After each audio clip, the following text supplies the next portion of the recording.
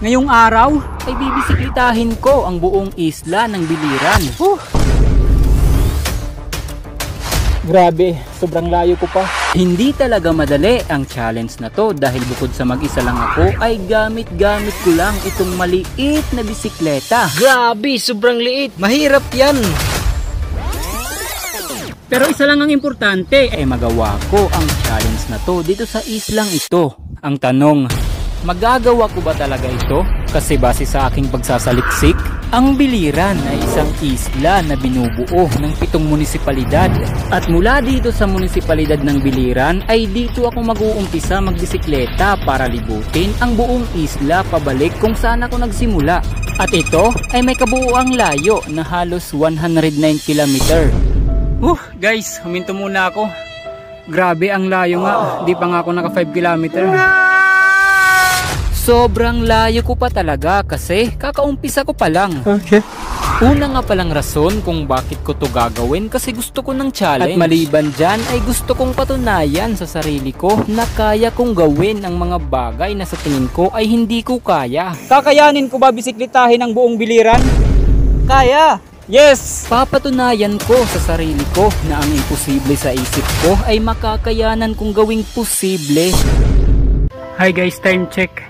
10:09, hindi pa ako nakakain. Wala pa akong kain sa puntong ito, kaya nagpahinga muna ako at habang nagpapahinga ako ay binalikan ako ni kuya na nakamotor. Kinausap ako at nagbigay siya ng pera. Nakakahiya man tanggapin pero makulit talaga si kuya kaya tinanggap ko na lang. At saktong-sakto ay kulang din ako sa budget at di pa ako nakakain sa mga oras na to. Sa kabila ng blessing ay hindi maipagkakaila ang pagod ko sa mga oras na to kasi sobrang init at hindi pa ako nakakain. Binilisan ko na ang pagpadyak ng tuloy-tuloy. Hindi na ako nagpapahinga para makapunta na sa munisipalidad ng Kabukgayan kasi gutom na ako. Hi guys, nandito na ako sa Kabukgayan. Narating ko na ang isang munisipalidad at dali-dali na akong kumain nang magkalaman ng sikmura ko. Hi guys, tapos na ako kumain at nakapagpahinga na ako.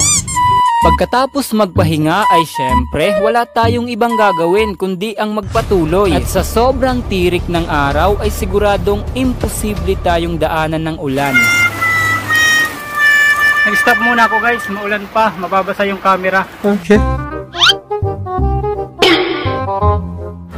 Humupa na ang ulan at eto, balik ulit tayo sa pagpapadyak.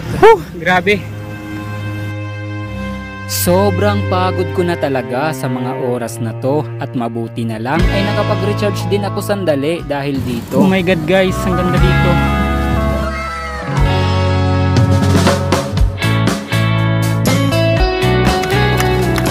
Sa totoo lang, nakaka-recharge talaga ng katawan ang mga ganitong tanawin. Recharge pa more! Gago! Dahil na-recharge na tayo at malayo-layo na rin ang nalakbayan natin, ay sana lang malapit na tayo sa susunod na municipality. Tay, tanong lang tay. Malapit na ba tayo yung Kaibiran?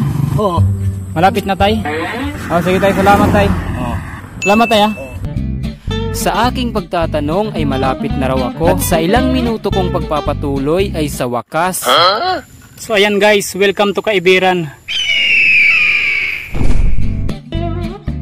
Nalampasan ko na ang ikatlong municipality, ang Kaibiran, at masarap lang isipin na palapit na tayo sa goal. Dahil sa goal na yan, nabutan na ako ng gabi, sobrang haggard ko na. Katapos kong maghilamos ay kumain na ako at agad din akong natulog dahil kinakailangan na ng katawan ko ang magpahinga.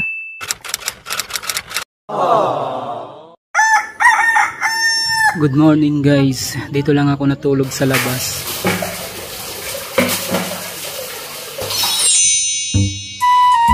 Pangalawang araw ko na ngayon at kahit wala masyadong tulog ay magpapatuloy tayo. Guys, antok pa ako.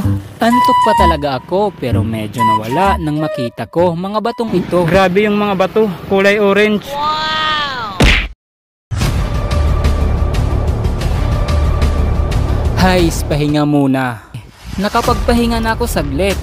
Patuloy ulit tayo sa pagpapadyak, walang katapusang padyak to. Uminom muna ako kasi nauuhaw na ako.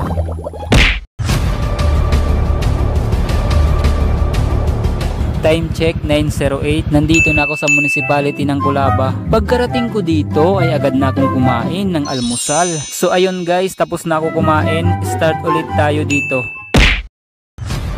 Sa aking pagpapatuloy ay napapansin ko na parang nag-iiba ang takbo ng bisikleta. Alak ka, patay. Grabe guys, pumutok yung interior niya. Sa sobrang layo ng biyahe ay hindi na nakakapagtaka kung mangyayari ang ganitong sitwasyon. Inaasahan ko talaga na mangyayari to, kaya kumpleto ako sa gamit dito para ayusin to.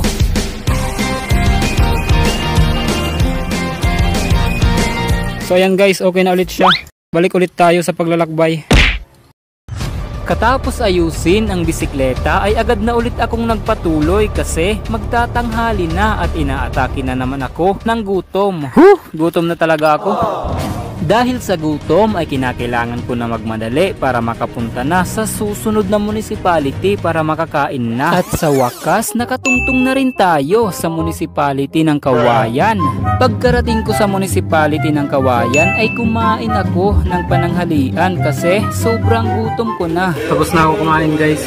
Katapos kain ay dali-dali na agad akong naglakbay. Sa puntong ito ay wala na akong sinasayang na oras. Di talaga ako magsasayang ng oras kung ganito mga makikita ko. Kung napapansin nyo sa aking paglalakbay ay marami na akong mga nadaanan ng mga baybaying dagat. At ito ay patunay na nililibot ko talaga ang buong isla at hindi ako gumagamit ng mga bypass road o mga shortcuts. Dito lang ako dumadaan, binabaybay ang karagatan at magagandang tanawin. Grabe, ang ganda talaga dito guys. Ang ganda talaga ng baybayin at masarap lang isipin na dahil sa maliit na bisikletang to ay napupuntahan ko na ang mga lugar na dati ay sa mapa ko lang nakikita. At maliban sa usaping mapa ay balik muna tayo kung nasaan na ako. Guys, time check 3:43 na, nasa Almeria na ako. Nadaanan ko na ang munisipalidad ng Almeria at balik ulit ako sa paglalakbay. Pero sa puntong ito ay kailangan ko na magmadali kasi umaambon na at siguradong uulan ng malakas. Stranded muna, maulan. Pagkatapos tumila ng ulan ay palubog na rin ang araw.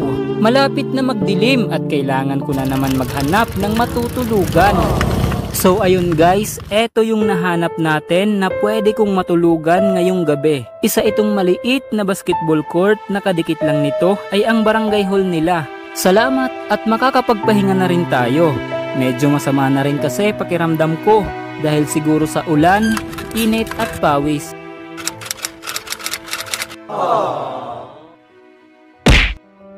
Time check.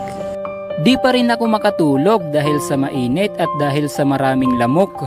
Lumabas muna ako at mabuti pa sila Kuyang Tanod ay maayos na nakakatulog.